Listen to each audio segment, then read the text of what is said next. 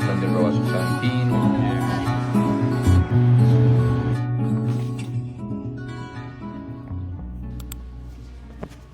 All right, I've done this before. I grew companies, I worked 24/7, and I didn't prioritize my well-being. I was looking at the short-term wins, how much money I'm making. Quite frankly, I lost that spark, that internal desire to do and accomplish these things that we're building. The change really happened when I shifted my priorities from external rewards to internal satisfaction, purpose, happiness, fulfillment. Now I'm excited to wake up in the morning. I'm excited to do whatever needs to be done. And I'm super excited to document it for YouTube, and hopefully you can benefit from it.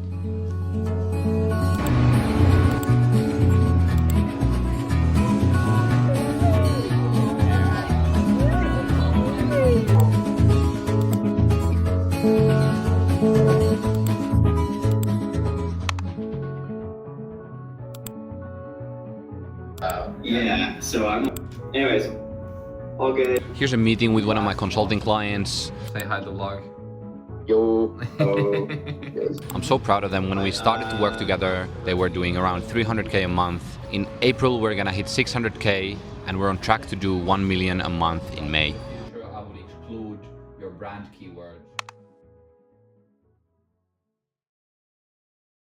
In today's world where there's an abundance of information, there's an abundance of things you can do, Claude Code and OpenClaw are making things crazy easy, crazy stupid.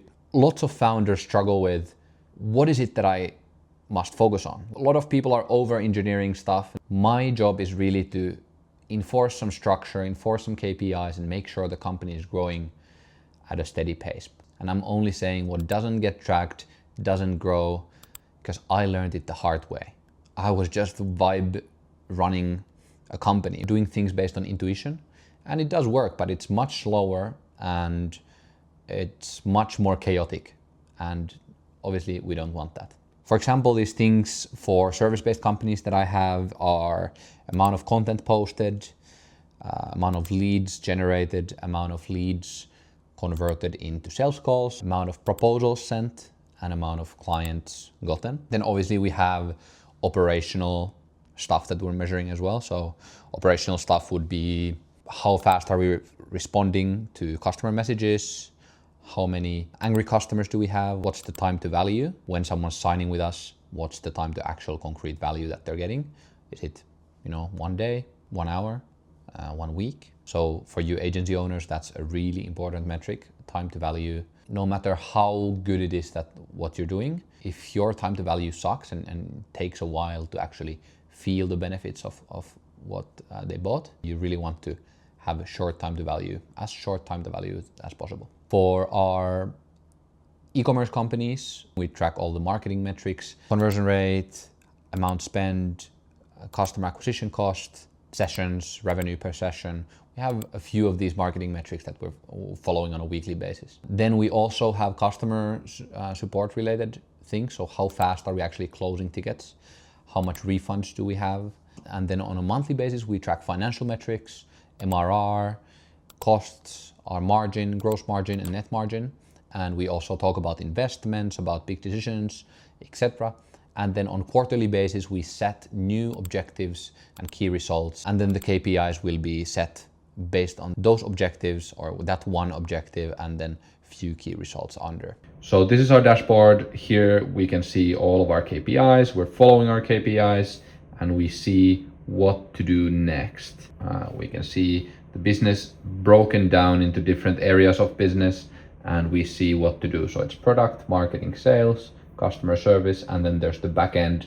So IT, recruiting, HR, and finance. Then sometimes in the mornings I check some of the ad accounts we have. We're getting crazy results with this account. We're spending around whatever 15,000, maybe a bit less, and we're getting around $20 cost per purchase. And look at this, our ROAS are insane, and we're not spending that much, and average order value is high.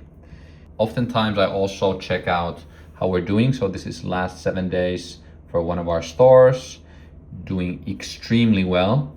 We're getting blended ROAS of 17. We need to just we need to catch up with the production, and that's fine. There we go. I know that's a lot. There's a lot of information right there. Hopefully you're able to find inspiration on, hey, here's what I should track within my own company, because what doesn't get tracked doesn't get improved. Now I finished some tasks and then I'm gonna hit the gym. See you soon. Bye-bye.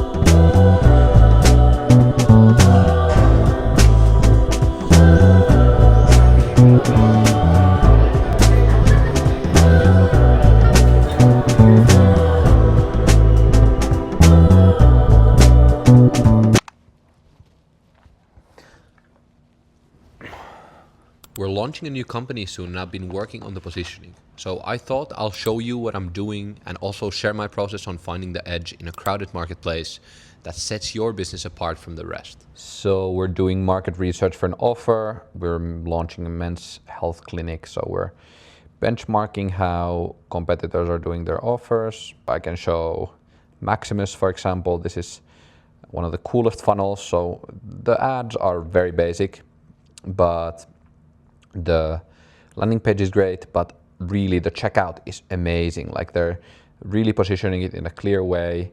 And the best part about this is where you select your plan, but then you have a 12-month plan, 3-month plan, and monthly plan. And people are most likely gonna choose one of these. And it is expensive. So people are checking out with $917. So this one is I really like this funnel. So that's it. One project that I'm working on right now, then another one.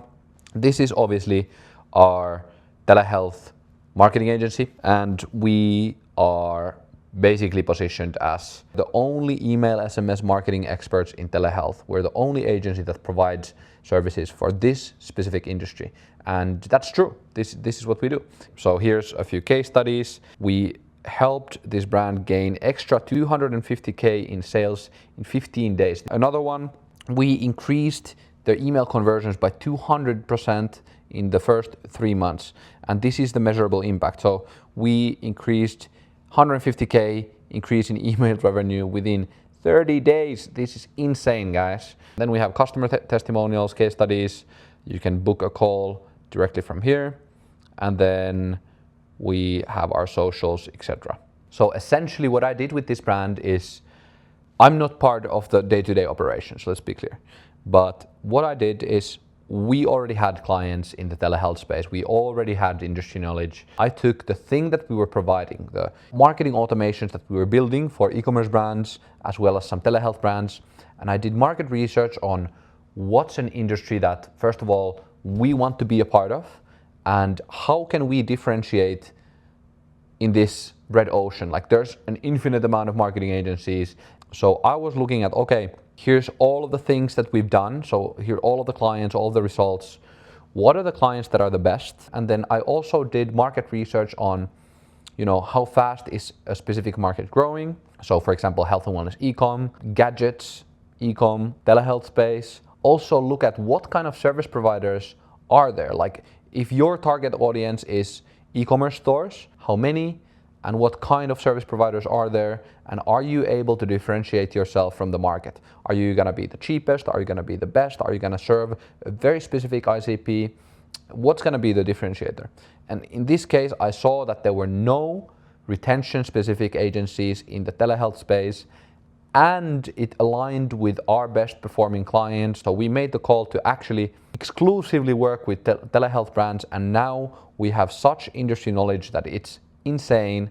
We're able to give so much value to the customers. We have so many inbound leads because people want to work with us because we're the experts in the space. This is what positioning can do, and this is how you approach a crowded market. You try to find a gap that you can fill and that makes sense. It needs to be a no-brainer for you, but of course for the customer as well. By the way, all of the e-commerce brands that I consult for, I encourage them to go through market research, not only prompting ChatGPT or Claude to do the market research for you, but actually go and see what kind of ads they're running, go and see what kind of funnels they're running, go and see what kind of offers they're running, and then screenshot all of it, put it to Figma, put it to Miro, and really start labeling, understanding what's the sequence they're communicating things, what are the USPs they're pushing, what's the messaging they're saying, and what are they for and what are they against. You really need to do in-depth market research in order to understand what's happening out there in the market, and you have it on a screen, and then it's not only in your head and with your intuition, but you can actually show that market research to someone, and then they are going to be equipped with the same information as you are. If you hire someone to do your ads, this market research is going to be vital for them.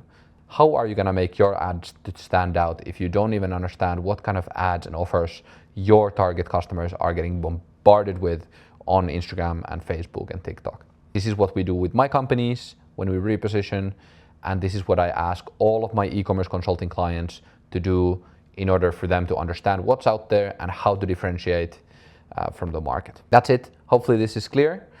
This is what I was working on last week, and the first market research that I was showing, that's something that's about to go live later this year. So we're just working on the positioning, working on the offer, and making sure that we understand what is out there, and then that we're able to take informed decisions for this.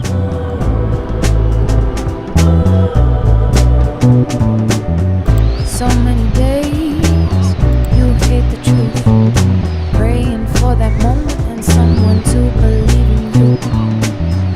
Get out your way, 'cause time won't wait for you. Live your life, live your life. All right, it's late. I'm about to go to bed.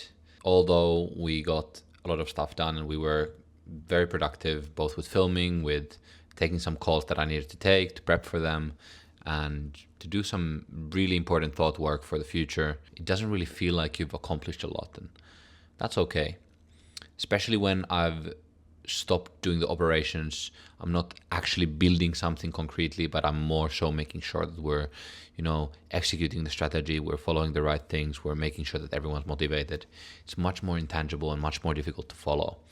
So yeah, that's just one of the trade-offs. Like, you don't get the joy of accomplishing a task in the same way, but that's just fine. That's just my role, and that's completely fine. And you know what they say, you often overestimate the things you're able to do in one day or 1 week, but you severely underestimate the things that you're able to do in a month, in a quarter, in a year, in a decade.